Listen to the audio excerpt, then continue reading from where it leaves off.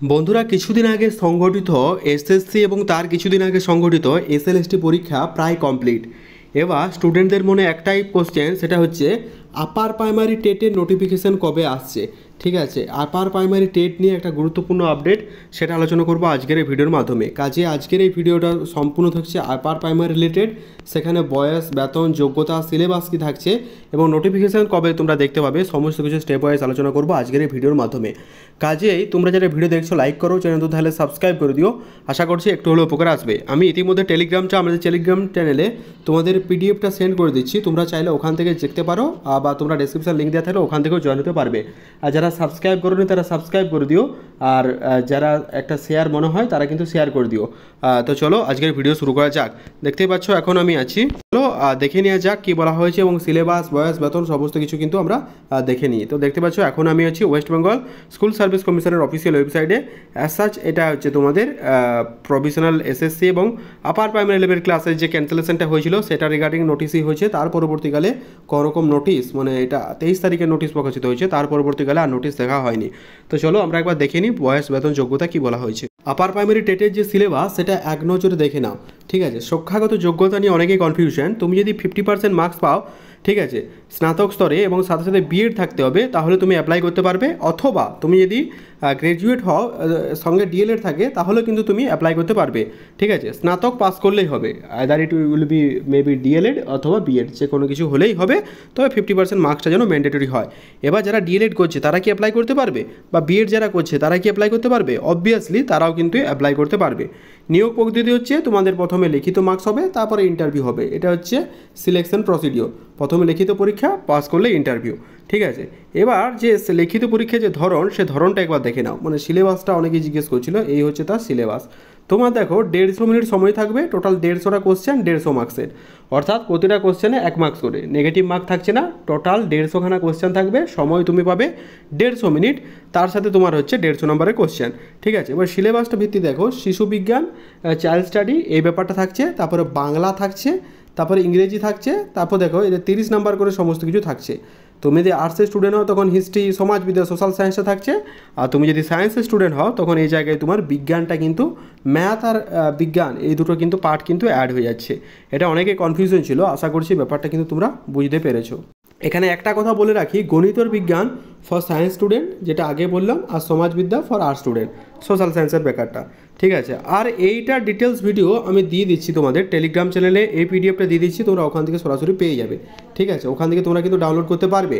আর দেখো শিশু বিজ্ঞান বা চাইল্ড স্টাডি যে ব্যাপারটা আছে এটা তোমরা দেখে নিও। বিকাশের ধারণা, শিশুর বিকাশের মূলনীতি, বংশগতি, সামাজিকরণ, পিয়াজ, কোহলবাগ, ভাইগটস্কি, শিশুকেন্দ্রিক, তারপরে বুদ্ধির গঠন, বহুমাত্রিক, ভাষাতত্ত্ব, তারপর হচ্ছে সমাজবিদ্যা, সমাজ গঠনে লিঙ্গ, লিঙ্গের ভূমিকা, লিঙ্গ বৈষম্য।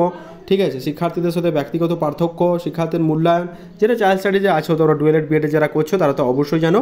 ব্যাপক শিক্ষার প্রসার ও প্রয়োজনীয় শিক্ষার যে বোধগুলো, পিছিয়ে পড়ার কারণ, প্রতিবন্ধকতা, সৃজনশীল ক্ষমতার বিজ্ঞান পদ্ধতি, শিখন ও বিজ্ঞান পদ্ধতির ক্ষেত্রে 10টি প্রশ্ন থাকবে, কিভাবে কোশ্চেন করতে হয়, সমস্যার সমাধান, শিক্ষার্থীকে কী করে আগ্রহী করে তুলবে, এই সমস্ত বিষয়গুলো কিন্তু থেকেই যায়। এবার প্রথম ভাষা যদি বাংলার কথা বলি, সেখানে দেখো দুটি, একটা হচ্ছে অজানা পাঠ, দুটি পরিচ্ছেদ, একটা গদ্য আর একটা পদ্য, নাটক অথবা কবিতা থেকে তোমাদের কোশ্চেন আসবে। শিখন বিজ্ঞানের পর্যায়ে মানে পেডাগজি পাঠ থেকে কী আসবে গো? পেডাগজি পাঠ থেকে যেটা শিখন অর্জন, ভাষা শিখনের মূল নীতি, ভাষার দক্ষতা, ভাষার বোধ, ভাষা শিখন, এই সব বিষয়গুলো আসবে। এবার চলে আসছি ইংলিশ। তোমাদের ইংলিশটা মোস্ট ভাইটাল একটা পার্ট, ইংলিশটা নিয়ে অনেকের কনফিউশন থাকে, তো ইংলিশের সিলেবাসটা তোমরা একবার দেখে নাও। ইংলিশে হচ্ছে কম্প্রিহেন্সে থাকবে, দুটো আনসিন প্যাসেজ থাকবে, সেখান থেকে তোমার করতে হবে। প্যাডাগজি পার্টও তো অবশ্যই থাকছে, প্যাডাগজি ডেভেলপমেন্ট পার্ট দেখতে পাচ্ছ 15 নম্বর কোশ্চেন। সেখানে learning acquisition, learning device, language acquisition, language লার্নিংয়ের মধ্যে পার্থক্য, লিসেনিং, স্পিকিং, ফাংশন। ঠিক আছে, challenges of teaching, language skill, vocab, non vocab part সমস্ত কিছু থাকছে। Approach method, direct method, technique method, TLM কী করে ইউজ করবো, teaching learning material, text book, multimedia, multilingual, remedial class, যারা পিছিয়ে পড়ে তাদের জন্য রেমিডিয়াল ক্লাস, এই সমস্তগুলো থাকছে। এবার আসি তোমরা যারা সায়েন্সের স্টুডেন্ট তাদের কি থাকছে।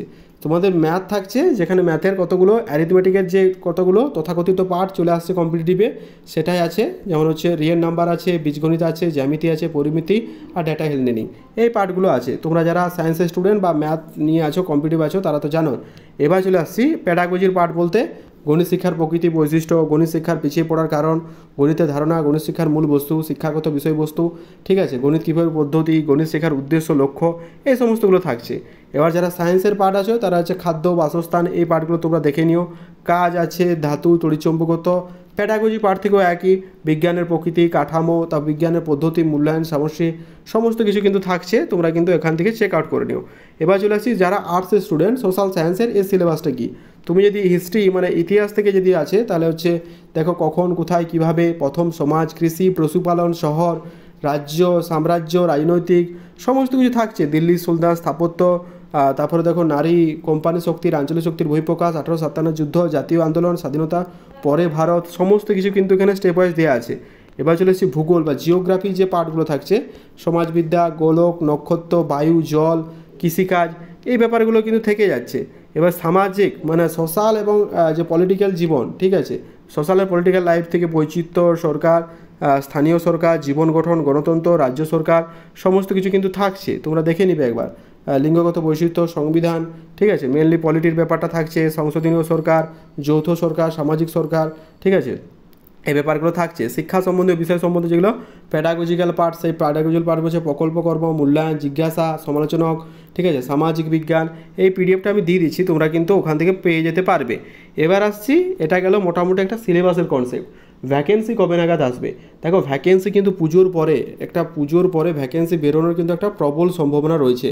কারণ ধর আমরা প্রত্যেকে জানি যে মার্চের মধ্যে কিন্তু এটা জানো যে 2026 মার্চের মধ্যে কিন্তু তোমাদের নিতে হবে, হাইকোর্টের এমনটাই কিন্তু নির্দেশ দেওয়া হয়েছে, ঠিক আছে। যারা এখন থেকে প্রস্তুতি হচ্ছে তারা তো ওয়েল ডান বা ওয়েল অ্যান্ড গুড, ঠিক আছে। যারা প্রস্তুতি শুরু করছে না তারা কিন্তু পরবর্তীকালে টাইম পাবে না অ্যাজ ইউজুয়াল এসএসসি বা এসএলএসটির মতো।